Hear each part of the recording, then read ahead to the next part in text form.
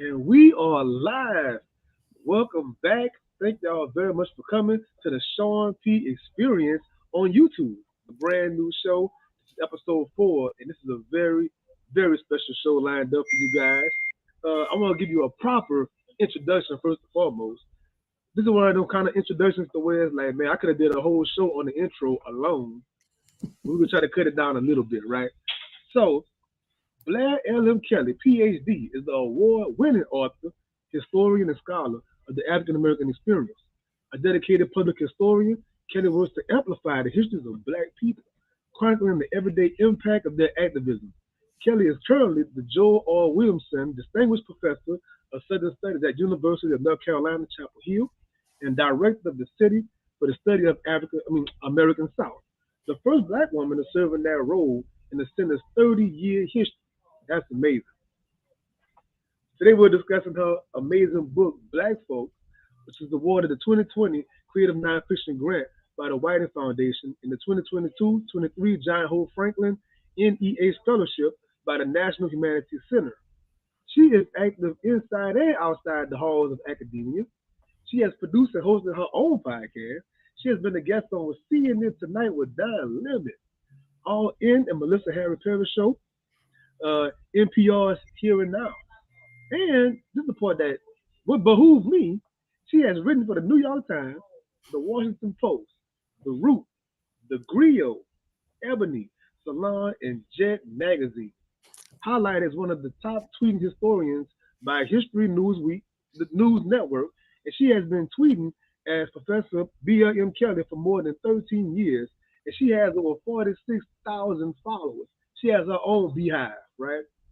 She received a BA from University of Virginia in History and African and American Studies, and she has earned an MA and PhD in History, graduate certificate in African and African American Studies and Women's Studies at the Duke University. That's right. I've been a long time Duke fan since I was a kid. Really?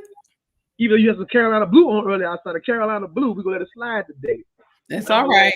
I represent the ACC. I'm a long time Duke fan. Shout out. Okay, my husband's a Duke fan. Say again? My husband's a big Duke fan. That's a good man. You did a good job. You did a good job picking them. You know how to pick them. Welcome to the Sean P Experience. Thank you so much for coming. I'm so excited about today's show. Thanks for having me. I'm super excited to talk to you about Black folk, and your enthusiasm and support has meant a lot. Oh, I appreciate that. Look how I say it. Black folk. I'm in Louisiana. That's why I wanted you to say it. Black folk. It's a reason why that's the title, right? So I try to be, Black folks. And no, it's not folks. There's no S on it. Black folk. The title is Black folk. So this morning I was just in my head going leaving work. I was like, Black folk. Black folk. That's what I want you to do. Black folk. Yeah. I had a moment when I was editing the introduction, and my editor said to me, he said, well, when are we going to address the elephant in the room? And I said, well, what is that?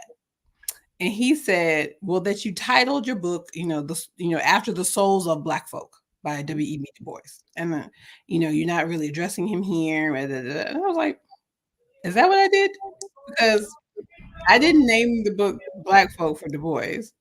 I named it Black Folk for the reason why you just said that's how we talk about ourselves. That's how we describe each other. That's how we know each other. Mm-hmm. And that is our community. And so I wanted to be carrying the book around. And then I was in New Orleans, and I was going down, and a brother was walking by. He said, there's an elevator on the back. You don't have to walk all the way around. And I was carrying my book. And he said, what's that in your hand? I said, it's my book. He said, Black folk? I was like, yeah. Mm-hmm. Mm-hmm. Well, I got to read that. I love that reaction. I just want people to see the title and they to know that I know and that we know and that we're in conversation. This is not part of the show, but you just brought it there. So I have your book in the Kindle version. I have the Audible version, but I'm always reading at work in different places. And I love when I'm reading my book at work, always some African American and some other folks walk by and they always like, what are you reading?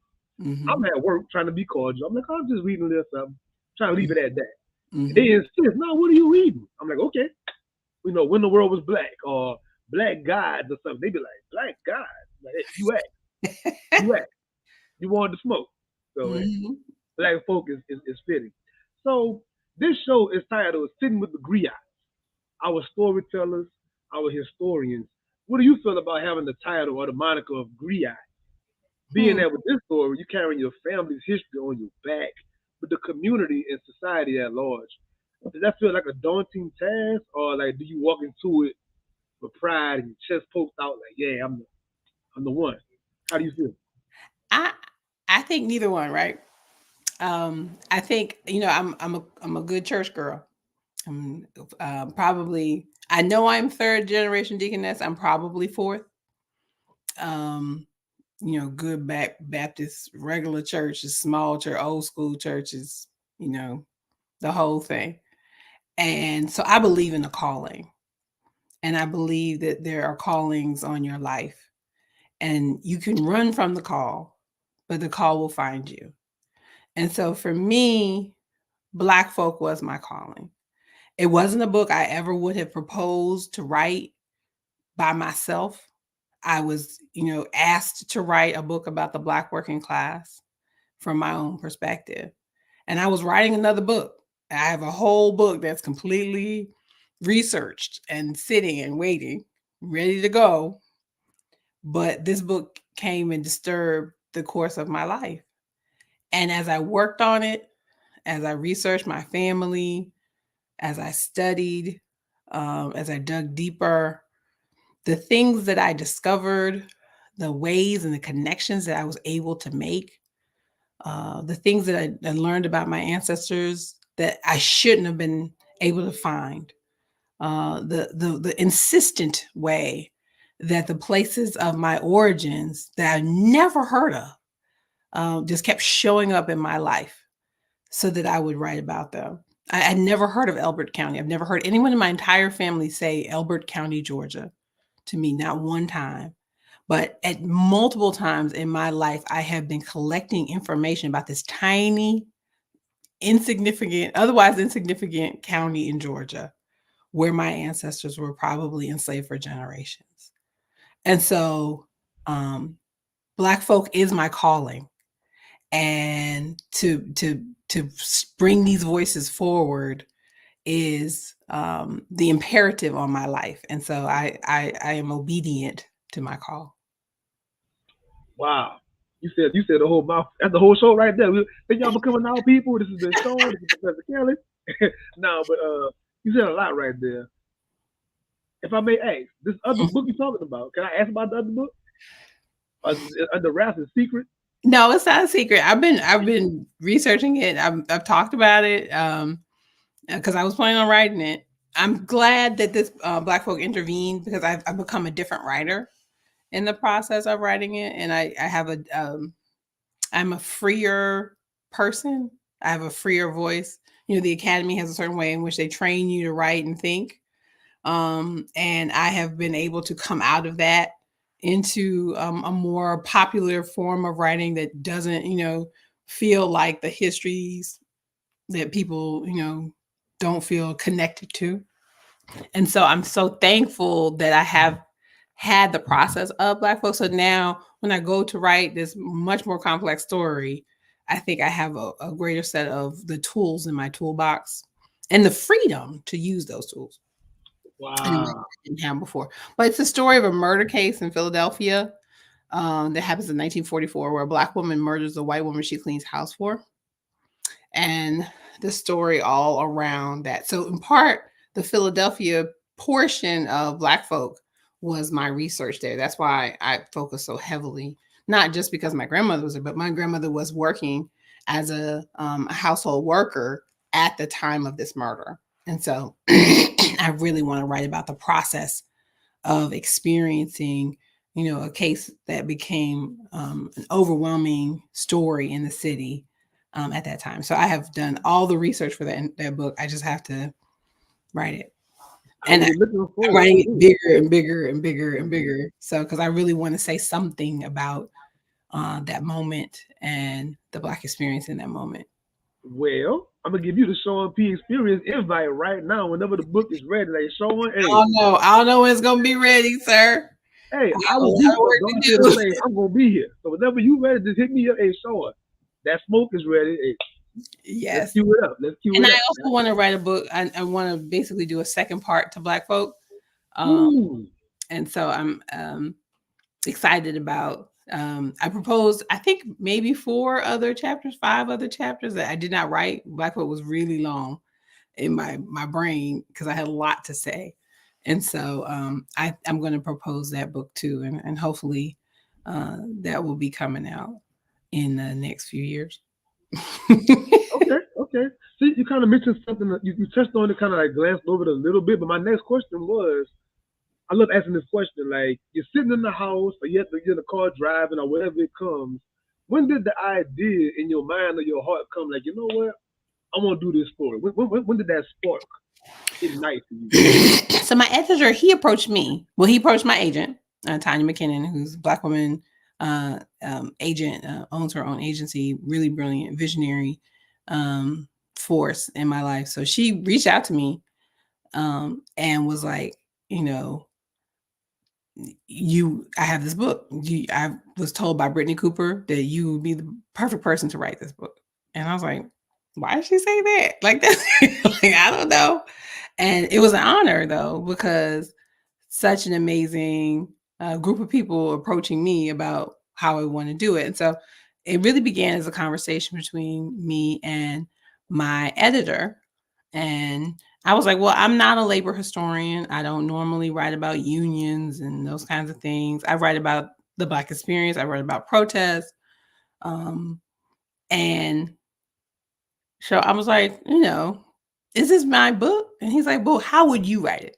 Like, what would you come up with as the way to write this book? And so then I started thinking about, well, how do I talk about Black workers in my classes when I'm teaching my students? How do I, who am I approaching? And so I thought, well, boy, I love talking about washerwomen. So I write about washerwomen in my first book. One of my very favorite history books is a book by Tara Hunter, To Joy My Freedom. It was brilliant. It really was a guidebook for me to become a historian. Um, the work of Robin D.G. Kelley, he talks about transportation. So I was like, let me think about the Pullman porters. I always teach about the Pullman porters and migration. They're amazing people. How do I, bring them in? How do I not bring them in? And then I thought, people have not written about the post office. I have a whole set of ideas. Philip Rubio is a really brilliant historian of the Postal Union, a former postal worker himself. Had these beautiful, very dense historical books that he had written. I was like, I can draw on that and just get some interviews going. And that's a great profession too. And then I thought about my grandmother and her work as a domestic, and that it was not in the South, which we normally associate Black women's domestic work to Southern households. But the fact that all these women migrate to the North and then they start doing work as maids, and that's not a story we normally tell. So I'm like, well, that's really interesting. I feel like that's actually a historical intervention. So love to write about that. And so I'm just, I'm pulling in the things that I love and that I'm interested in. And I'm like, oh, I guess I do have a story to tell. Let me, use my family history. Let me talk about it the way that my mother, my grandmother, and grandfather talked about their lives. Let me talk about migration. Let me talk about where my folks come from. That can be that personal tie that's necessary for this kind of book. And so it just all just came and locked together as a single story, and in a really amazing way. And it was fun to, pull those threads across time and space, and to have the stories really come through those ancestors who wanted to share about the details, the everyday experience of their work. I always tell my students, get on the shoulder of your historical figures. Like, what are they looking at? What do they see? What do they smell? How does their day look? What's important to them? Who do they love? Who do they can't stand? Like, tell me those things, and rebuild those things. So that was really the approach that I used for narrating the story. You mentioned your students a couple of times. I want to ask you a question. So I interviewed a different professor with her book months ago, and it was a very, very popular book. So Mm-hmm. I asked her one time in private. I said, "Do your students read your book? Do your students realize who you are to us? They're in your class every day.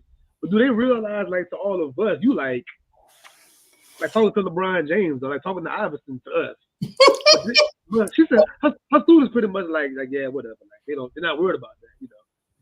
I have How's not that taught for you? undergrads in a while because I've been a university administrator. I was a assistant and then an associate dean at NC State, and I direct my center at UNC. So most of the time, I teach grad students, and they know exactly who I am, and they've come to work with me. So I they just they wonder. they are amazing and such Awesome. brilliant scholars, a brilliant group of scholars that I I have would I the would love to opportunity be in your class, man. that you will be learning from all of them. They are just mostly Black women, but just a really phenomenal group of people that I've had a chance to work with who are professionals, brilliant scholars on their own. They don't all do what I do. None of them really do exactly what I do. They all do something very different. But just such an amazing part of what I think is my legacy and my calling. And so I brought three grad students with me when I came to Chapel Hill to join me as students on a full fellowship. I'm always curious about the research process. It's one of my major parts of the show. 'Cause a lot of my viewers are fellow writers and things like that. So, man, black folk, this is unique because this is your family story. Hmm. So, what was it like going down that family tree? Like, were you like actually talking to some of your actual elders? Was it like phone calls? Like, what does it actually look like? The process of researching a book like So the root of my family story really is my mom, and she passed away 10 years ago. So she's not with me on this side in that process, but when she was alive, always was a big storyteller. And she was a bit of an older parent for the time, not now, but then. Um, and so I think she always wanted me to understand the dramatic changes that happened in the course of her life. She's a child of migration. Her parents are from South Carolina and Georgia. She's born in North Carolina on that part of that journey. And then she ends up in Philadelphia and then South Jersey as an adult. And she's just such an amazing teacher. I include like a tiny percentage of the stories that she talked about. She, went to Howard University in the 1950s. She was a classmate of Diane Nash before she transferred to Fisk, and James Brown came to pick up a girl in her dormitory and take that? her away. James Brown. James Brown. Wait a minute. So Howard is Howard, right? So Yeah, that's yeah, I was yeah. just out. And You better, Vernon you Jordan was better. a law student. They all were trying to go to law school and be cute and see if they could pick him up. And like she had stories for days.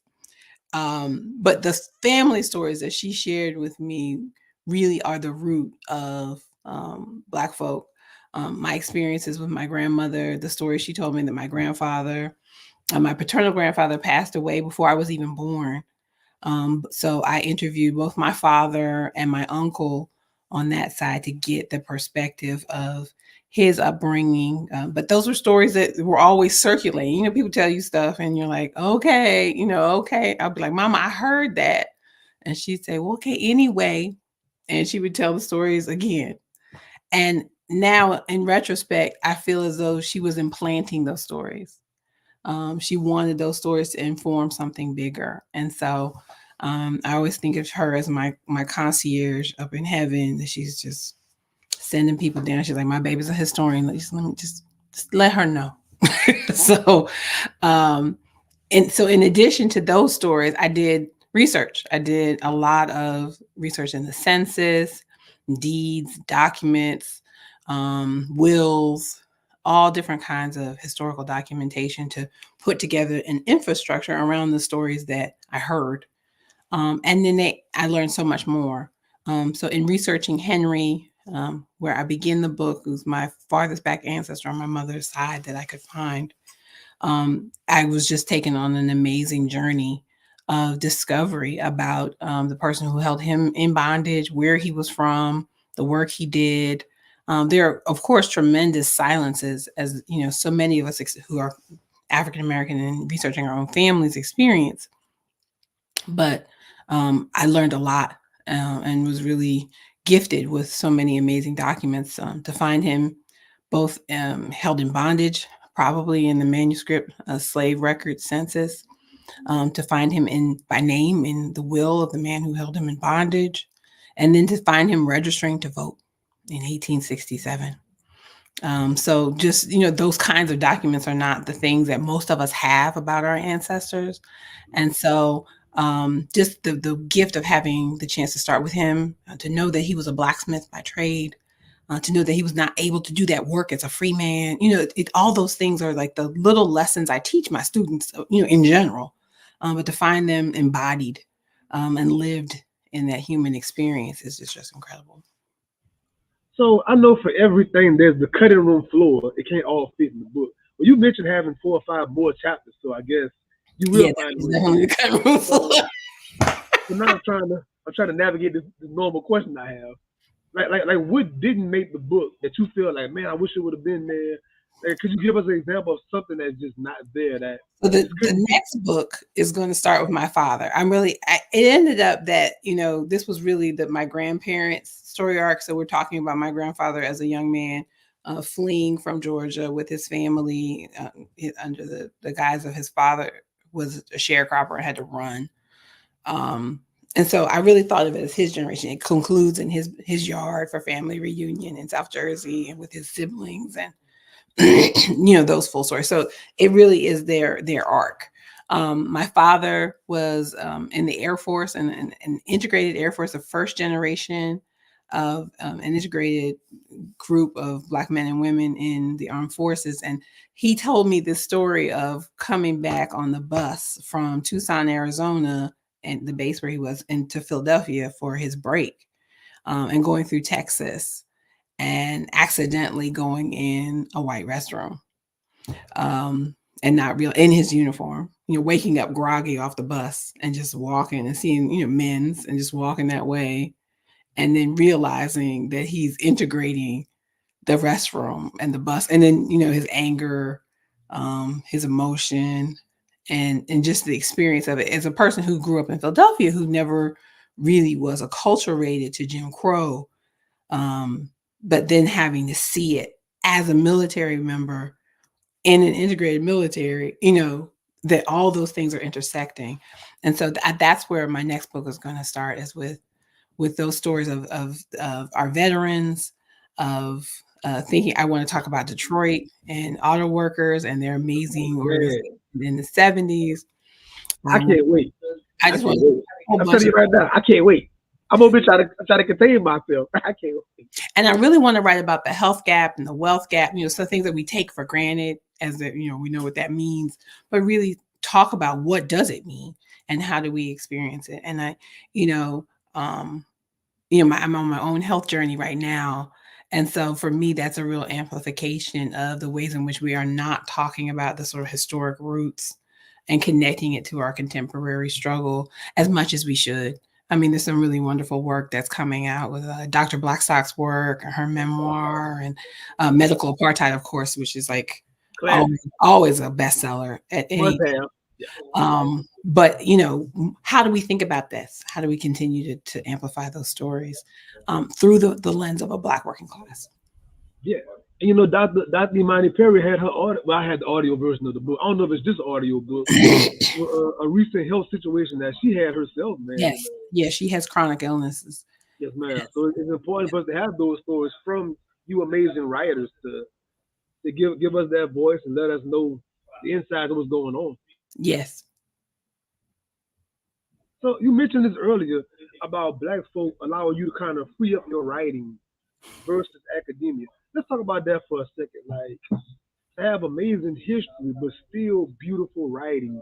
Because the stereotype on history is that it's dry, it's hmm cold hard facts, it's not really moving, it's boring even. So you among that new class of writers where Dr. Ibram X. Kendi and Ta-Nehisi Coates, some of these other folks like Dr. Imani Perry, we have emotion, we have bars, if you will, we got the lines. So tell us about the importance of that.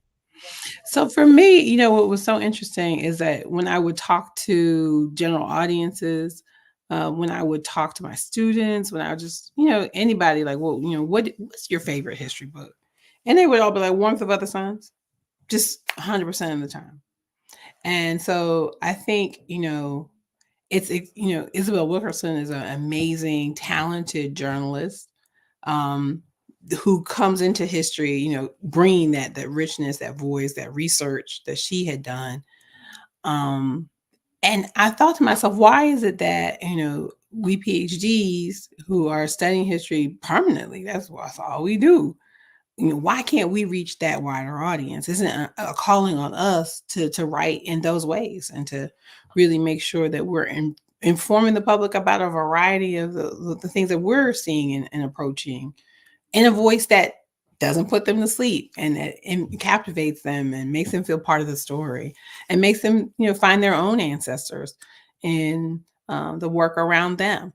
And so it's not important to everybody, but it's important to me to make sure that, everyday people who are not in the academy want to read what I've written. And I love writing. I love the beauty of writing. And I love being moved by writing. And, my favorite writer is Toni Morrison. And I don't want to be, unlyrical. I don't want to have that lack of depth. I mean, Toni Morrison's a historian, right? She's amplifying the stories of our past. She's using historical research to amplify and tell things that we cannot know otherwise. And so I love the puzzle of being a historian. So if you look in the back of my book, my notes are real. Like nothing's made up, nothing's guessed. I'm checking the weather. I'm checking the climate that summer. If I said it was hot, I'm researching what the house looked like. If I'm making CL Dellums get off the train, I follow a pathway through the city, so I know what that pathway looked like. I'm looking at the house now, so I can describe it accurately, or at least as best I can from what exists today. And so I love that puzzle of that work. Like I'm never just going to kick it and make stuff up. But I wanted to feel as though I might have. I wanted to read as though I might have, because it is. Yes, ma'am. Yes, ma'am. So I want to ask you a question to get into the actual book, the nuts and bolts of the book. So, on the back of slavery and the slave trade, everything we did in the slave trade, and of course convict leasing and all this other kind of stuff, how did the face of the working class become this? How did this guy, and this is not on purpose. I really found some pictures for the show, like I always do. And when Wow. I typed in working class, so I typed in working class and hit search. And these pictures came up. I'm not being funny for the show. So Not being like, how funny, did the and not face to of say that working those people class? didn't work. Those people definitely work. Absolutely. I mean, the Yeah, white yeah, working yeah. class We're exists. not It's knocking that. We're real. not knocking it. Yeah, We're not knocking it. we're not But knocking that. But I am how wondering did it become why. the face? Yeah, the book is posing the question, why not us too? Given that the work that Black Africans were brought here to do help build the infrastructure of this nation. That we were clearing raw woods, that we were felling ancient trees and draining swamps and re-terrating the land so that it could be a plantation. That our knowledge was used to do ironwork and masonry, African knowledges, right? That we were cultivating rice and sugar with our backs and bodies.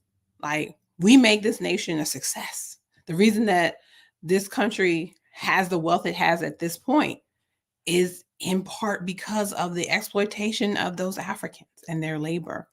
So, on what planet do you then turn around and say those people are lazy and aren't taxpayers and don't make a contribution? And where does all this rhetoric come from when we look at the history and we see something very different? Yeah, that just blew my mind. Just thinking about that thought of all of this work that we were doing. And like, how did it get turned on his head like that? And Yeah. in different parts of the book, you mentioned like in different categories, like the washerwomen, I believe it was. No, no, no, the domestic women. It was originally the Irish ladies or something like that. You Yeah. said In the North, that was mind blowing. they were importing, white women, young white women to do that work. They were exploiting them in very similar ways. as Black women, and then as the First World War clicks in, and they cannot emigrate to the United States, and those numbers, Black women begin to take over and dominate the numbers of people who are doing that work. And the patterns of exploitation only worsen in those time periods.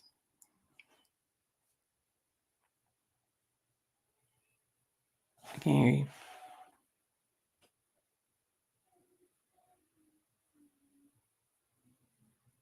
I can't hear you. Let's go into the washer ladies, the laundress. I Mm-hmm. love that word for some reason. Never heard of it before You you like the did. laundress? Okay. I love Laundress. washerwoman. I love washerwoman Yeah. the same way I love Black folk. Okay, okay. Hey, with that being said, I got you. Yeah, I love words. So it's something Mm-hmm. that's new to me, like a laundress, and how it sounds. Yeah. I'm like, okay, Yes. laundress. I've been all week saying laundress, but I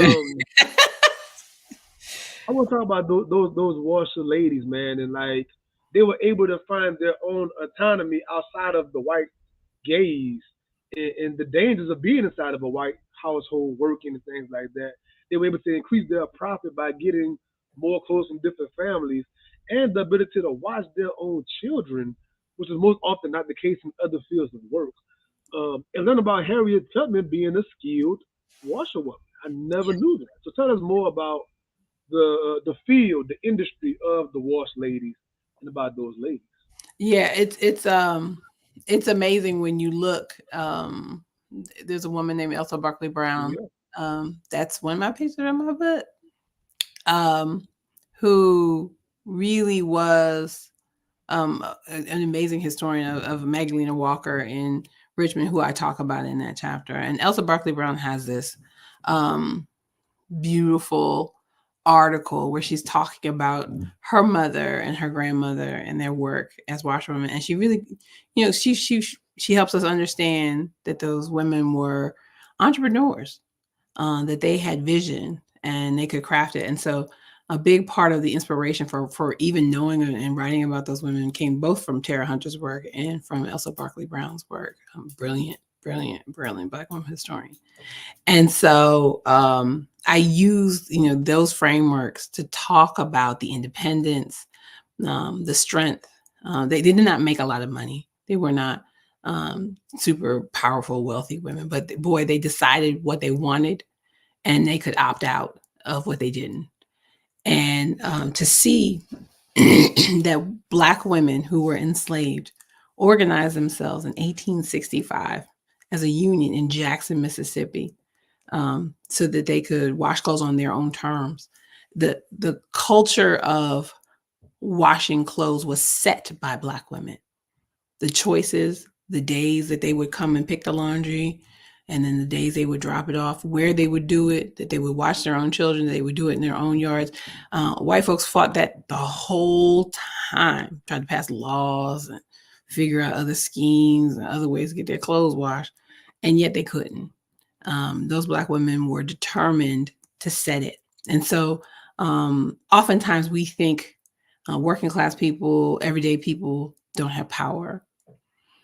We tell stories as if they don't have power, but these Black women knew as coming out of slavery that they did, and they used it, and it set the terms for their whole lives and for what they valued as people. And so that's really a powerful lesson for me, just to know that workers always have power, that we always have power when we come together and when we build a real vision, a real ethic, drawn on the things that are important to us.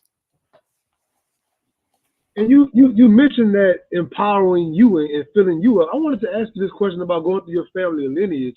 As you were peeling back the layers of the onion, getting deeper and deeper, how were you feeling as you were reading these documents and seeing these things? Like, what was happening internally inside of you as it's unfolding? Give us some of that emotion. I began to anticipate the connections and the things that I should be discovering. So I found a washerwoman who was born in Elbert County, where Henry was from, probably grew up, as a young person, just inches from where he had been enslaved. Her ancestors may have been enslaved right alongside of mine or close by mine. And so, how did I manage to find that interview? How did that interview happen to be this great one? I don't know. Um, I managed to find connections between the woman that my migrating maid, Minnie Savage. She was from the place my grandfather was from in the Eastern Shore of Virginia, in a tiny county called Accomack, nobody is from and nobody's ever heard of. And yet I found her, and her story was amazing. I began to anticipate those connections. At a certain point, I was like, I know I have an ancestor that is a washerwoman who is important to me. I don't know who this is yet, but I'm gonna figure it out. And so I would just keep looking at every census and figuring it out. And I discovered that my namesake, Julia Blair, my great grandmother, who I was named after, was the washerwoman in my family. After her husband died, she takes in laundry in Thomasville, North Carolina. So Wow. my grandmother can finish school and graduate from high school. And so I began to anticipate what they wanted to teach me. And I want to tell you this on a live right now. So we talking about the book to my friends. I'm telling people talking about it. It made me research my own family because I've been doing my own family research anyway for the past 5 years. My mother and I. But reading your book, it made me ask my mom like, what did my great grandfather, do for occupation? 'Cause whenever I was born, he was already blind and deaf, just sitting in a chair, at that point in his life. Mm-hmm. And nothing in my 40 something year mind ever thought, what did he do before Mm-hmm. that? And so Mm-hmm. reading your book made me ask all these questions. What about this? What about that? It started just unfolding for me in my own family history. So I wanted to tell you thank you for doing this work. You know? Absolutely. I did an event at Weeksville Heritage Center in Brooklyn, and Erica, who was my interlocutor there, she said to the audience, "Who are your Black folk?" And it was such a lovely question because all these people in the audience began to share. I did an event at the SEIU in Chicago with women who were service workers. They were postal worker union, all union folks in the room, and just to see the ways in which they felt amplified as people and their ancestors felt amplified by this journey. I am just um, it's just such a blessing to have those stories come to the fore. I am interested in trying to figure out ways for us to gather those, to share them with one another. That's I don't know when I need to duplicate myself, but I Yeah. have a vision of gathering the stories of so many readers and listeners of Black folk, because it's just incredible to hear it echoed back. Because, with all respect, we spend a lot of time reading history about these famous people, and that's great. But, like, your own family tree most likely has somebody incredible in your family tree. Yeah, You know what and I'm that, saying? and Looking that way over here, like right in your backyard. incredible people are the everyday people, right? We don't have to be the person who founded the organization or the person who left their papers or the president of this or the leader of that.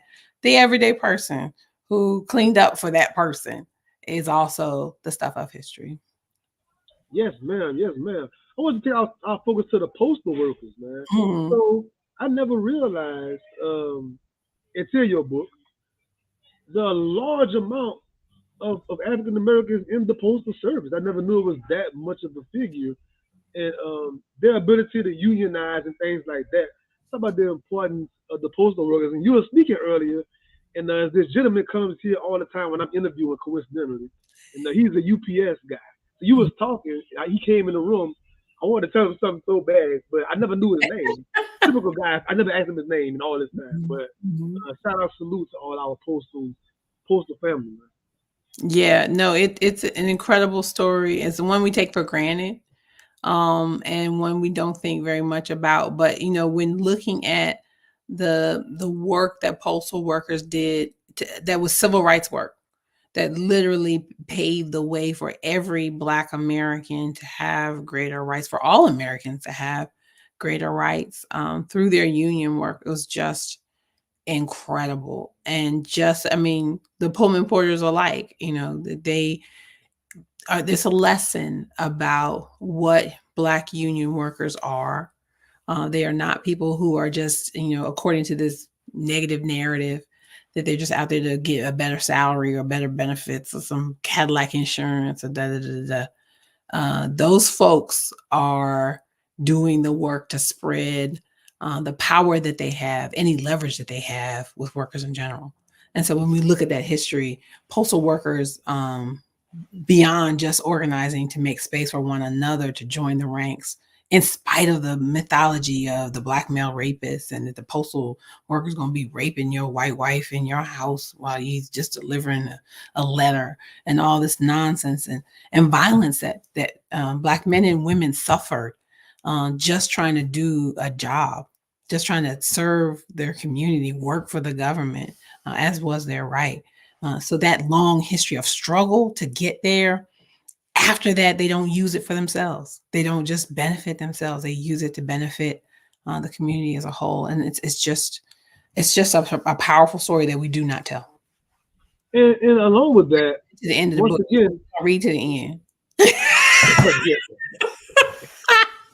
you Some funny, people are like, wait, you got the post office in you funny. That's funny. Um, he threw me off. So there? I was going to say, once again, their ability to travel around the community and able to pass little words and pass little things, and them and the Pullman porters. I've been searching the Pullman porters for the past 2 or 3 years, and their ability to spread things across the nation and gather things and bring things back to the community. Like I'm always intrigued by that story of how we found a way to spread information and appreciate information whenever we can get it. I love that. Yeah, no, I call them the lantern carrying guides of the migration, right? Without them, our migration is probably not as easy or as strong as it becomes. The diaspora of Black people in this country is not as strong. The connection between North and South, East and West, that gets maintained even as people move. It's on their backs, and they do such tremendous work to teach us about the value of those communities and those connections. And so it was such a beautiful opportunity to get to write from their perspective. They're so esteemed among Black people. Yeah. They're so beautifully written about in history, but very infrequently do we sit with the corrosive nature of the work that they did, like how hard of a job it was, how much of a blow they would have to take over and over and over again just to be in that space. And so often we don't think about the weight, the everyday weight of Black existence, particularly Black male existence. And what it feels like as a person to just have to be quiet and not Mm. say what you think and not respond back in kind and not assert that full expression of who you are. Dunbar called it the mask that grins and lies, that hides our face and shields our eyes, right? So that they had to don that mask every day, just to do that work for their families, to keep Horrible. educate their children. It's Horrible. horrible. Um, Horrible. and yet they did it with such dignity and such grace and such poise. And so many people are still doing work that requires them Let to me eat their words. And let me so ask you, sit and think about that is so ask you important. a sidebar question, Professor. Have you seen the series called Them on? I think it's on HBO Max. Maybe it's on Prime. Them. Them, I don't think I saw that. Is it scary? Okay. I'm It's, watching. it's a series, and it kind of reminds you of like the Jordan Peele, the Yeah, Get I Out. don't do scary. Well, see, this is the catch. Because when I told my friends about it years ago, the first thing they did was that. Sean, I'm not.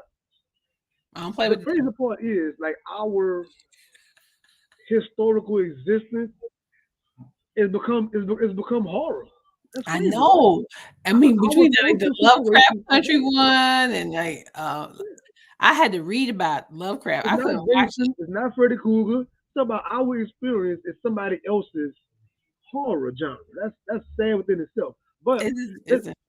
there's a point in the TV series Dim that sums up this whole thing. As a black man to me, this black engineer in like the 1950s, whenever it is, Mhm, migrates to California to get a better life. He's the mhm. only black engineer there. Of course, he's underpaid. They talk to him crazy. He got a suit and tie, trying to do respectability, and they talk to him crazy. Mm-hmm. He goes in the bathroom in this one scene to the paper towel dispenser. He's just pulling paper towels, pulling, pulling, pulling. He takes them and stuff it in his mouth and go in the stall and just scream, Mm-hmm. "Ah!" And then walk back out like. But he was physically like exuding what he felt in that little 10-second moment. It says so much to me and how it feels to be a black man on most of these jobs trying to navigate, man. It was just a powerful 10-second moment. Like, Yeah. not Yeah. many people can understand that. We call them microaggressions now, That's but right. I don't know how That's what it small was. they are. That's what it was.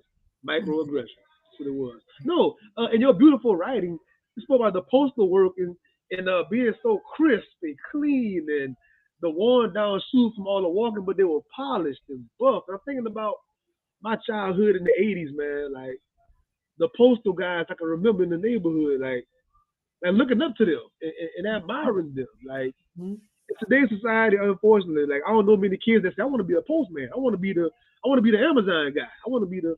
I don't know if it's ever esteemed like that anymore to that Mhm. degree, but the pride that we had in these jobs Mhm. was something that stood out to me in your writing.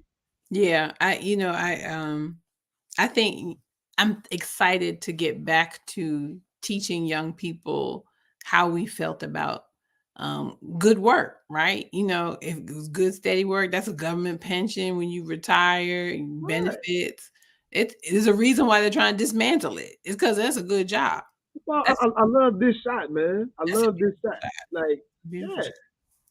Yeah, just there, that there, that there, cleanness, there, that pride. And he was yeah. probably a veteran. I'm thinking the same thing.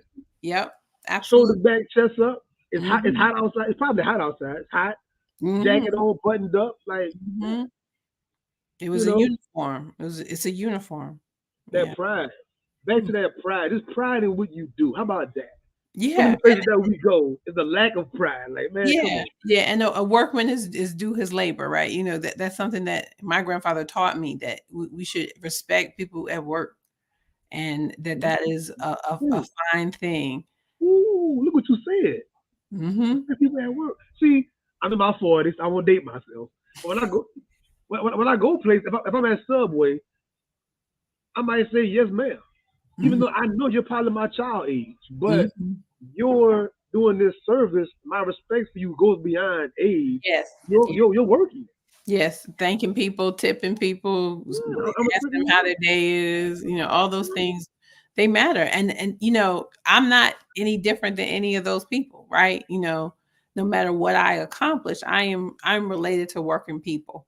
I've done a whole bunch of jobs growing up. I worked in the supermarket. I was a union employee. I've picked up the phones for folks. I've carried packages for people. I've done all kinds of things.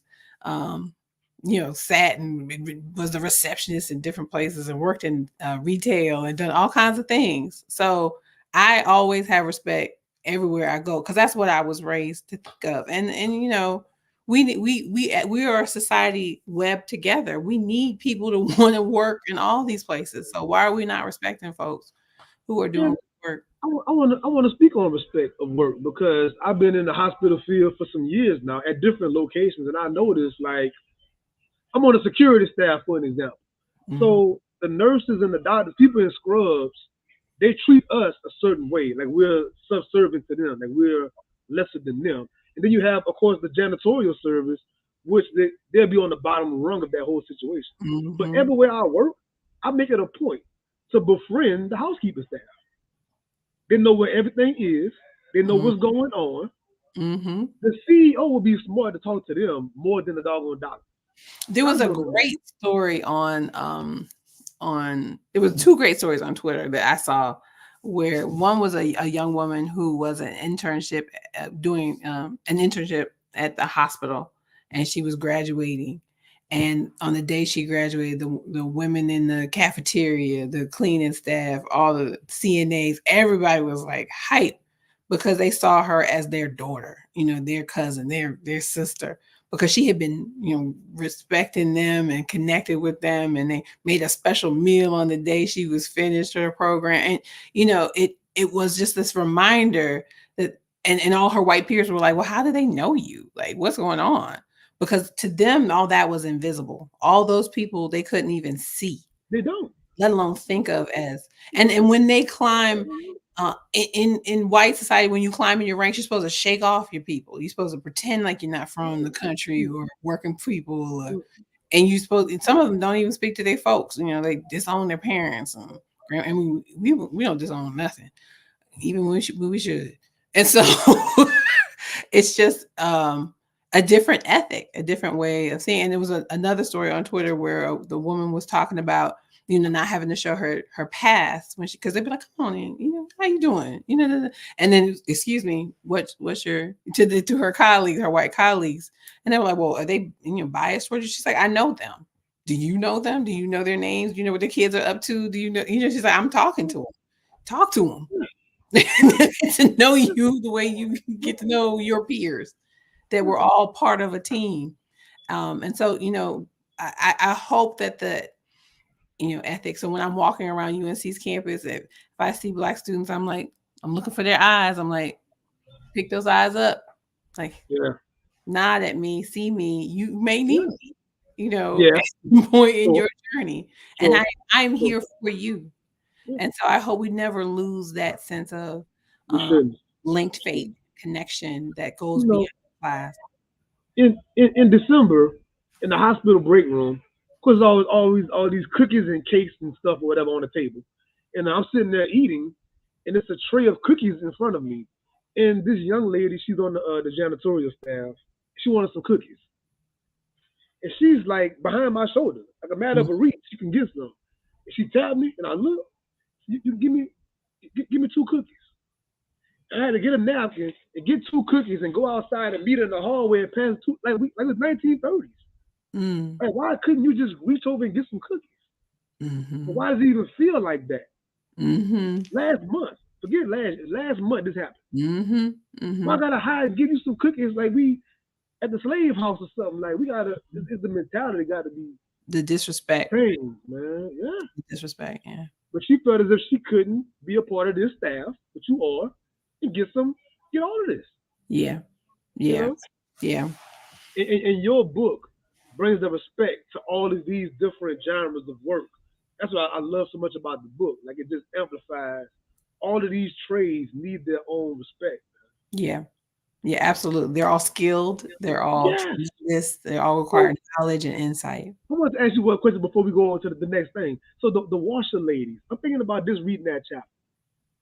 If these ladies kind of sort of just came from slavery and things of that nature, you're dealing with these other folks, fine clothes and linens and stuff like that. How did they even know how to handle certain materials? How did they even know what to use on this and not that? Because they didn't own those things. Mm-hmm. But I'm dealing with your things, Mm-hmm. and I couldn't afford to mess it up. I couldn't afford to be, oh, that's the wrong. I couldn't afford to make a mistake. Mm-hmm. They had to be. Well, That's intelligent. as enslaved women, they were doing that work, right? And they were innovating that work. They were inventing things to get the wring the water out, to scrub the stains, to raise stains without damaging. They were pressing with a piece of iron, right? We call it an iron now, but it's like a piece of Yeah, plastic with some I've metal. seen the real. My homeboy got a real iron. You had to wrap a rag around it so you didn't burn your hand and heat it in coals or a fire. I mean, they made their own soap from lye and ash. They made their Come own on, man. washpots, built fires, brought water a great Talk about distance. alchemy, dealing with the Yes, chemicals. And come on, man. yes, yes. I mean, Jesus. we call it artisanal soap now, right? You know, if you make your own soap, we pay a lot of extra money. These women were know how to do all of those things. Yeah, Better than it wasn't anybody. no fabuloso. It wasn't no Dawn and all this. No, You had to go. You had to no. make your Prior to own. the advent of soap, they were, you know, commercial soap. They were the soap makers, and so it's just Come so on, man. incredible. When I sat with like, okay, what is it that they had to do to wash the laundry? Just sitting with that, studying that, reading about that, researching that. Um, I was like, okay, you know, we're talking about skilled workers. These are not Yes. unskilled workers just because that's some term a scholar has given them. They are skilled workers. And let's go right over into our domestic ladies, right?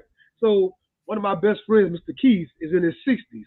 So his mother, she's an older lady, and I asked him what his mom did for work. And come to find out, his mother was one of those domestic ladies that lived at the house that she was taking care of. Now, Mm, before your book, I didn't know that even I didn't know that was even a thing. But his mom didn't raise him and his siblings. His mm, older sisters raised him, mm-hmm. and she was always gone. And I Always. said, Keith, when did she go to sleep? Because she did domestic work from this time to this time.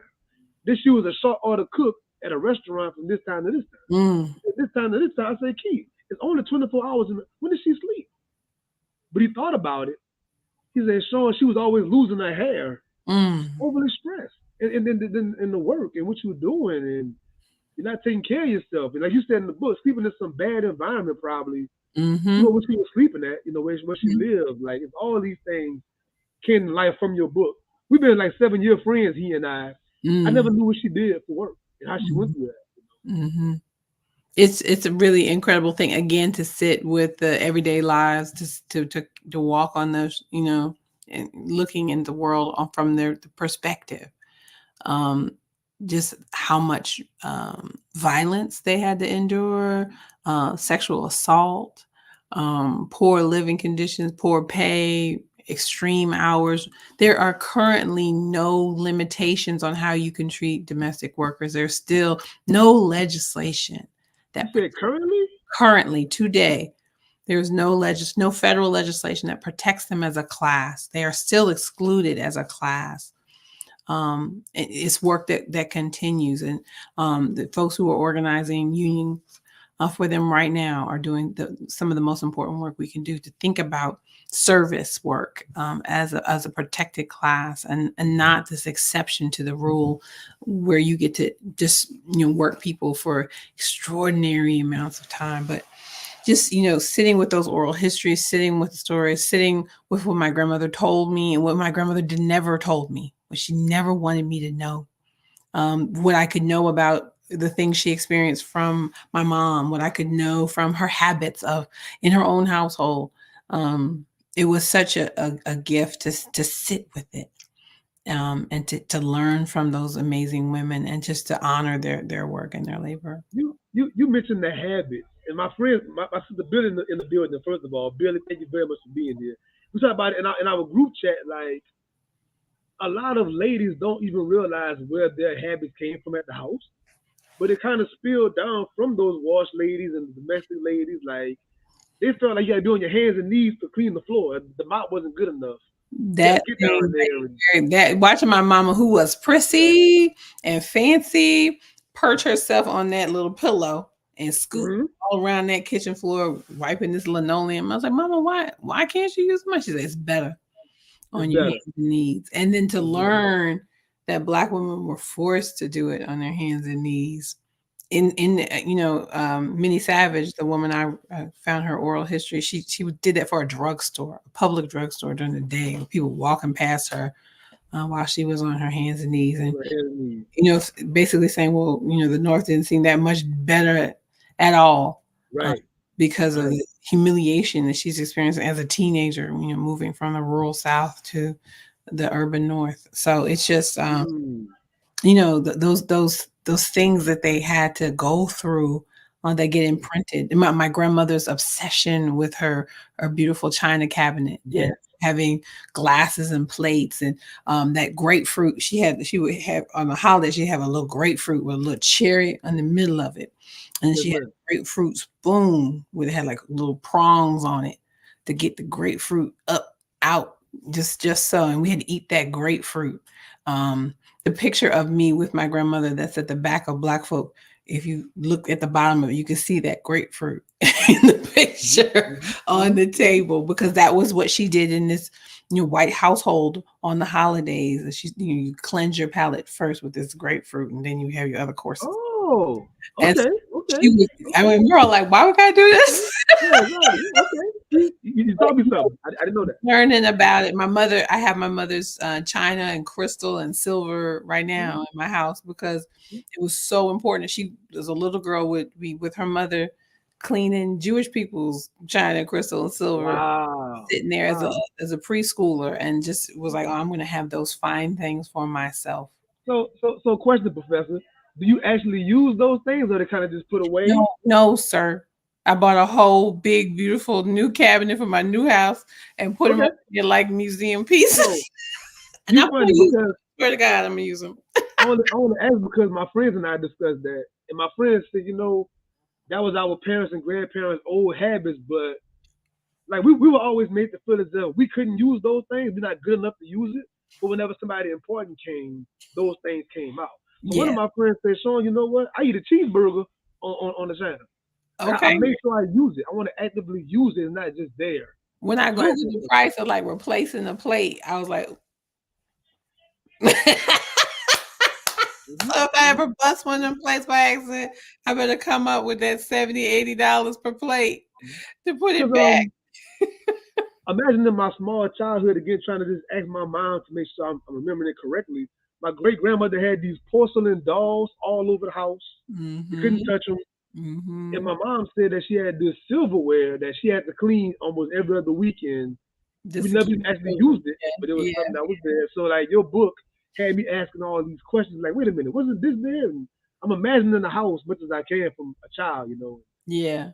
That, I'm that was I'm a good conversation. I'm planning on trying to do like a celebratory dinner where we could use all those things and just That'll enjoy be it. fun. Hmm. That'll be fun. That'll be fun. Let's go over to our. I want to discuss this right quick. So in the book, it said probably more than one time. The worst person to work for was the lower class white people in particular. The That's what lower class white people. that's what the folks said. Let's speak about that for a second. I Why think were they the worst? the oral histories really say that folks experience them trying to get as much as possible out of their dollar because they didn't really have it to give in the first place, so they going to work you to death because here you are, and then they're taking some pleasure in sort of bringing a black person down below them in a really clear way, that that disdain that so many people had for any black success really was, that moment where they could get up on you and treat you more poorly. Enslaved people said it was horrible to work for and to labor for and to be held in bondage by working class white folks because of that anger. Um, and what should have been coalition, what should have been connection, what should have been cross class bonding ends up being, this chance to particularly exploit someone. Mm. And currently in our book club, we're reading Ann Petry's The Street, classic The Street. Mhm, And mhm. reading early in that book, alongside reading your book simultaneously, and the main character, Ludi, she's doing domestic work. So she Yes, has to leave her children and leave her husband and all those things. And she's describing who she's working for and what they do. And yes, they were clearly working class kind of white people, yes, and she was describing what that was like working for them. So it just came together like, wow, yeah, that's something. it is something. That is something. Let's go to our black farmers, the black farmers and the grocers and things of that nature. Um, like you said earlier, cultivating that land, first of all, they Hmm. cultivated it, made the soil rich for us Hmm. to be able to do what they do. And then having your own land and stuff like that. And everything they went against to even Yes. do some of those things, large amount of scrutiny. Let's talk about the black farmers, Yeah. agriculture. Yeah, I was thankful to include it. And, most time, if you're a good labor historian, you would never talk about a rural place. You would never talk about agriculture. It's not really included in traditional way of thinking about the working class. I should be focused on a factory floor or organizing in the earth. Oh, okay, okay, So okay. that's a break that I made because I don't care. Uh, It's our with, fault. It's our with fault. the way that the discipline would speak about it. And so I was fortunate to, really think through my grandfather's experience in Accomack County, Virginia, his knowledge of land that he brings with him in the migration, and that he wants to carry forward to my dad.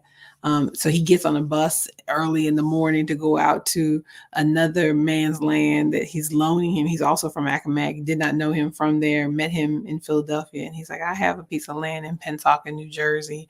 And so they go and grow their own food and distribute that food back in North Philadelphia. My dad's like, why are you not selling? We could be making money. We could be doing this. And he's like, people need food.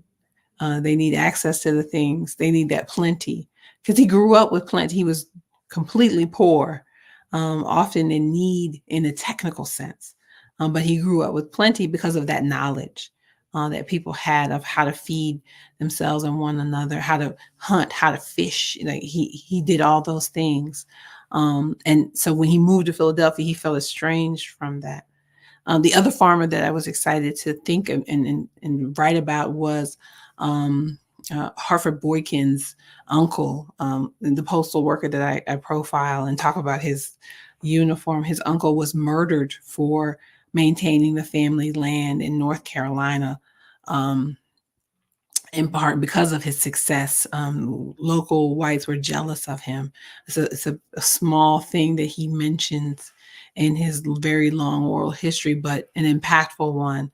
A real reminder to all of us that, a lot of people are moving into these more working class jobs because it is a bit safer, because to be on the land is to be vulnerable, to be isolated, to be too successful is dangerous in those circumstances. And so, although they had tremendous knowledge and skill, when we think about, well, why don't Black people have by this time they've been in this country, why can't they have that success? We don't think one by one about so many people who were murdered or targeted or driven away because of their success, because of their achievement, and not allowed to do what they knew how to do. My own grandfather having to run from sharecropping as a success, had come up with a crop and was a success and should have been paid and was told he owed money. We sitting with these stories and thinking about them when we think about the wealth gap, when we think about the difference between the median white amount of ownership and property and the median Black, that systematically been stripped away from so many people. We have to sit with the stories of those farmers, not as failures, but as successes. And I know the stigma in agriculture for a lot of people because it's like, all right, we out of quote unquote slavery. We ain't got to be in the field all day doing sugar cane and all that. So it's like, I want to be inside fast as possible. But do you think a lot of us probably should, especially in the South in particular, but there is a lot of land and there is a lot of ownership. Like the cannabis industry is booming, for example, it's a $1 trillion business. So if you can't do some agriculture and get out in the field and deal with soil things, it'd be probably pretty lucrative and advantageous for some people to Yeah, get back into those fields, man. Get that back into the schools. We had agriculture when I was in school, in my school. And, they cut some of those programs out for different reasons. They stopped doing those things as frequently. I think it's really powerful for us to know how to feed ourselves, to care for ourselves, to In these days, And again, it's artisanal farming and farm to tables, but like it's turned into this elite thing that's not us. But it's a knowledge that our ancestors had, and so yeah, I'm inspired to see people, you know, getting and growing their own food, raising some chickens and doing different. It's really powerful. To just to tend to yourself and to think about the ways in which our community deserves that plenty that comes when you till the soil. You if you ever planted something, if you put a few rows of plants in and you do a good job, you're gonna have way too much at the end. You can be like, "Ooh, mm, these zucchinis are out of control. Like I didn't plan on this many zucchinis," because the land will give you plenty. And so that plenty leads to sharing, leads to communal work, it yeah, leads to uh, exactly. that collaboration. And so I want to see not just the sort of like charity farm type, complex, the 501c3 kind of farming, but just Black people growing food. Yeah, as we always have, right? As we always have, Hmm. right? I want to conclude wrapping it up. Looking at all of these industries, I'm seeing that through line of you said the organizing, the unionizing, the coming together. Like even in the 1800s, that was always the main thought for our people was that And I'm sure that was the spearhead whenever the civil rights movement finally came around and stuff like that. They had this long trajectory of doing things like that. I love that history throughout the book. Yeah. Yeah, we you know, I think there's been like a quiet critique of the book in terms of like how much I love black people. But if that's the critique you want to make, good. Yeah, yeah, man, that's a critique. What? Yeah, well, people are like, well, it's just very, it's just uncritical. I'm like, What? it's Man, stop it. true. It really is a story of how people came together. I mean, are black people perfect? No. Do we Right. have ways of being that are not uplifting sometimes? Do we have ways of diminishing what something how it is valued because it is ours? Absolutely. Like folks who will be like, oh, I don't want that because that's just all. You And want your little book, your little black folk book. You got your little business, yeah, so we your don't little food always truck. we don't always elevate each other Yeah, right. because of the hurt we've experienced, because of the ways we've been taught not to value ourselves. So I think I point to that too in this story. I think that's definitely also in the story. But Yeah. the bigger thing that I could glean from it is that our survival was dependent on our rethinking what it meant to be family, to what it meant to be kin, what it meant to support one another. We were not just one people when we got here. We were many people who were separated from our homeland, and we took that trauma, all that difficulty, and we made something tremendous with it. And we're blessed to get to learn from those generations. Yes, ma'am. Yes, ma'am. Well, thank you very much for coming on the show. I'm respecting the time of the guests and the audience. Thank y'all very much. I have thoroughly enjoyed it as I knew I would. I really, really love the book. I will be advocating for it here on out. I'll be recommending it left and right. Thank you very much. I look forward to your next work. Please, please come back. I will be in contact. Absolutely. Thank you Absolutely. very Thank much. you for having me. Thanks for having me. Yes, ma'am. Yes, ma'am. Thank you for all my guests. Next up, we have Demetrius Frazier, the owner of Resist Booksellers, Black Bookstore in Virginia. Look out for that flyer. It's your man Sean P. Thank you.